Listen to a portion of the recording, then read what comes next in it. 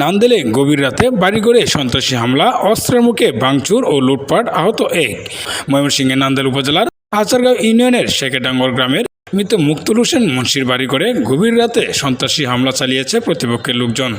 অস্ত্রের মুখে 5টি বসতঘর ভাঙচুর সহ নগদ টাকা ও মূল্যবান জিনিসপত্র লুটপাটের অভিযোগ উঠেছে হামলাকারীদের বিরুদ্ধে। এতে বাধা প্রদান করায় মুক্তুল হোসেন মুন্সির পুত্র পঙ্গু আব্দুল সালাম আহত অবস্থায় কিশোরগঞ্জ সদর হাসপাতালে চিকিৎসাধীন রয়েছে। সোমবার দিবাগত রাত 3টার দিকে একই গ্রামে নিজামুদ্দিনের হুকুমে স্বপন, শহীদুল্লাহ, রিটন, পাইম ঘংরা এ সন্ত্রাসী হামলা চালিয়েছে বলে জানান হামলার শিকার আব্দুল সালামের সহোদর ভাই মোহাম্মদ আলী ও আকবর আলী।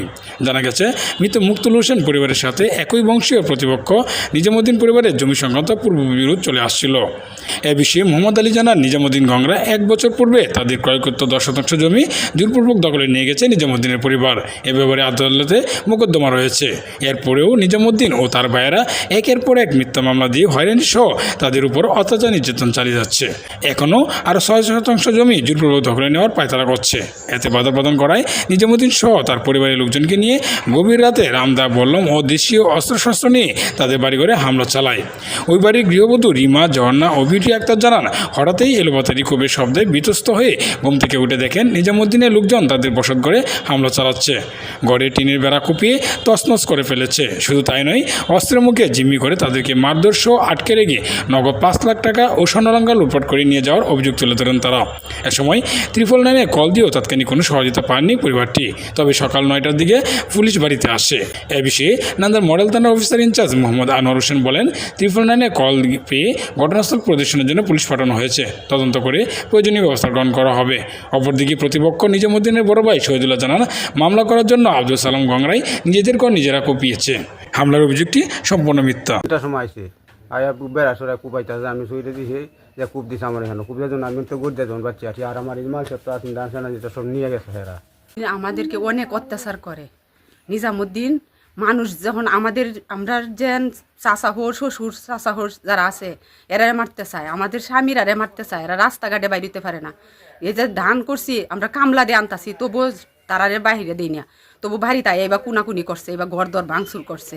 আর মহিলাদের উন্নার ধরে টানাটানি করছে, অনেক ইয়া করছে। রাত্রে 3টা বাজে সময় আমরা কি করবো, আমরা চিল্লাইছি, তবু তো মানুষ কেউ আয় নাই, আশেপাশে কেউ আয় নাই। এরা ডরায়, সবাই ভয় পায়। 999 ফোন করছি 3টা বাজে, 4:30 বাজে সময়। তখন বলছে যে আসবো, তখন তো আসতে পারে না। পরে সকালে আসছে, সকাল কটার দিকে আসছে? 9টার দিক দিয়ে আসছে। 9টার দিকে আসছে। ওরা কারা ছিল? কতজন ছিল আনুমানিক? ছিল এরা 5 ভাই, আরো 2 ভাইস্তা, আরো 7 জন, আরো লোক আছে। এরার সাথে আরো লোক ভাড়া করে আনছে। ঘর ভাঙচুর করার লাগিয়া নিজামুদ্দিন আমরা সব লুটপাট করে নিছে। আমার ঘর থেকে 5.5 লক্ষ টাকা নিছে। আমার অলঙ্কার পাতি আসিল, আমার সুকেস ভাঙছে, ভাঙে সব জিনিস, আমার স্বর্ণালঙ্কার সব নিচে গা। আমার স্বামী বিদেশ থেকে টাকা পাঠাইছে কিছুদিন আগে, সব টাকা নিয়ে গেছে। ভয় দেখাইয়া আমার ফুলাভানরা আমি ধরে রাখছি, ফুলাভান চাইতেছে আমার মারি আলতো। ভয় দেখাইয়া সব কিছু নিয়ে গেছে, সুকেসের কাজটা সব ভাঙে লাগছে। আমরা সুষ্ঠু বিচার চাই। আমরা ওয়ার্ডসে ধরে রাখছে, আমরা ঘর আমাদের ধরে রাখতে পরে যারা ওরা এই লুটপাট করছে। আমার ঘরে টাকা ছিল, ঘর বান্ধার জন্য টাকা রাখছিলাম, ওইগুলো টাকা নিয়ে গেছে ওরা। বাউ, কলম, ছুরি, সাপল দিয়ে ফাড়ায় বেড়াগুড়া ভাঙছে।